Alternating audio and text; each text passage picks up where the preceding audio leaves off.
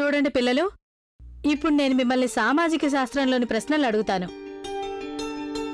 అన్నిటికీ సరిగ్గా జవాబులు చెప్పాలి, సరేనా?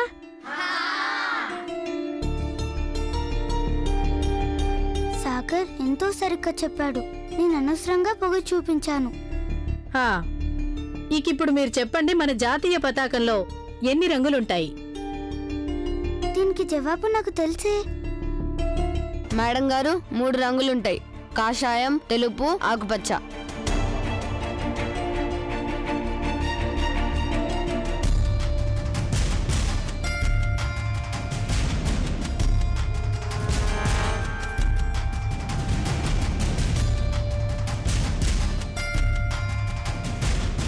ఈ రంగుల్లో ఏ రంగు దేనికి చిహ్నమో అనేది మీకెవరికైనా తెలుసా?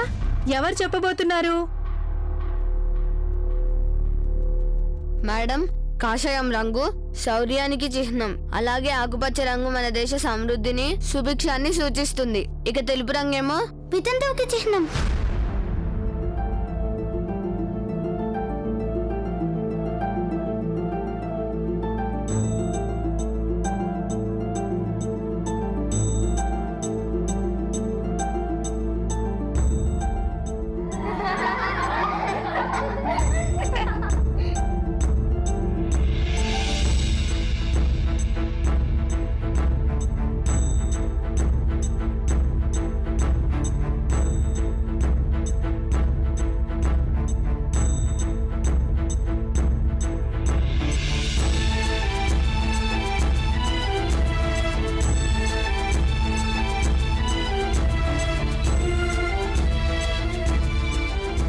నీ పేరేంటమ్మా?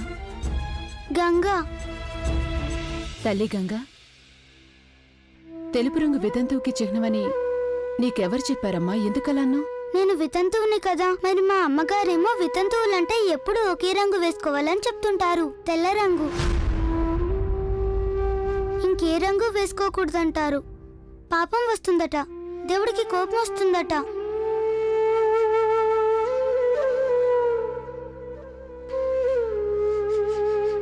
లేదు తల్లి, అలాంటిదేం లేదు. ఈ నియమాలన్నీ మన సమాజం, మన పూర్వీకులు చెప్పిన నియమాలు. కాని భారత రాజ్యాంగంలో అలా ఎక్కడా రాసిలేదు. వితంతువులు కేవలం తెల్ల రంగే వేసుకోవాలని రాయలేదు.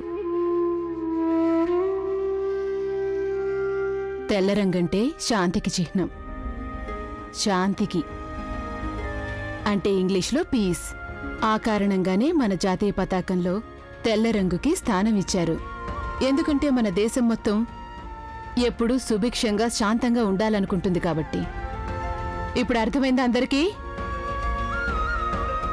నువ్వెంతకాలంగా ఇక్కడ చదువుకుంటున్నావు? ఈ మధ్య చేరాను.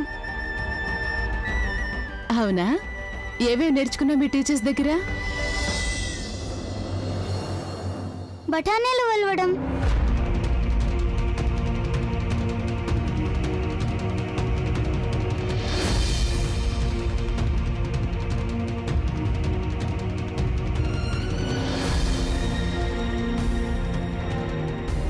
బఠానీలు వలవడమా? అవును, క్లాస్లో అమ్మాయిలందరితోటి బఠానీలు వలిచే పని చేస్తారు టీచర్ గారు.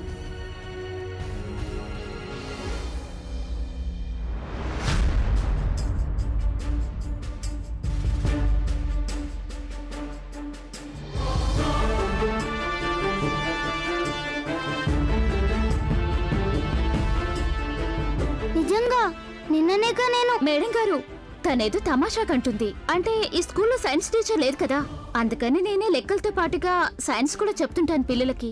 అప్పుడే బీన్స్ వల్ల లాభాలేంటో వివరించాను పిల్లలకి. వాటిలో చాలా ప్రోటీన్లుంటాయని. ఎలా అయితే కాయల్ని ఒలిచి శుభ్రం చేసి వండుతారో చెప్పాను. అదే నేను ప్రాక్టికల్స్ గా ఇస్తూ వచ్చాను పిల్లలకి. అందుకే ఆ పిల్ల వేరే విధంగా అర్థం చేసుకుంది. అంతే కదా? చెప్పు తల్లి. అబద్ధాలాడుతుంది. జరిగింది ఇదే కదా.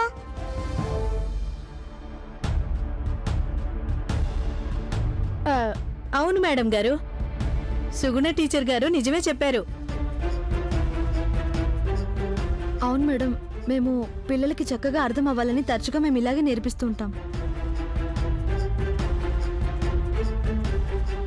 మేడం గారు, ముందు నేనే బఠానీలు ఒలిచి చూపించాను. తర్వాత పిల్లలకి ఒలమని చెప్పాను. అందుకే ఆ పిల్ల అలా అనుకుంది. అంతే కదా తల్లి? అదేం కాదు మేడం గారు. లేదు మేడం, సుగుణ మేడం సరిగ్గా అలానే చెప్పారు. కానీ గంగే తప్పుగా అర్థం చేసుకుంది, అంతేగా? మేడం గారు, మీరు ఇంకొన్ని క్లాసులు కూడా చెక్ చేయాలి కదా. వెళ్దామా?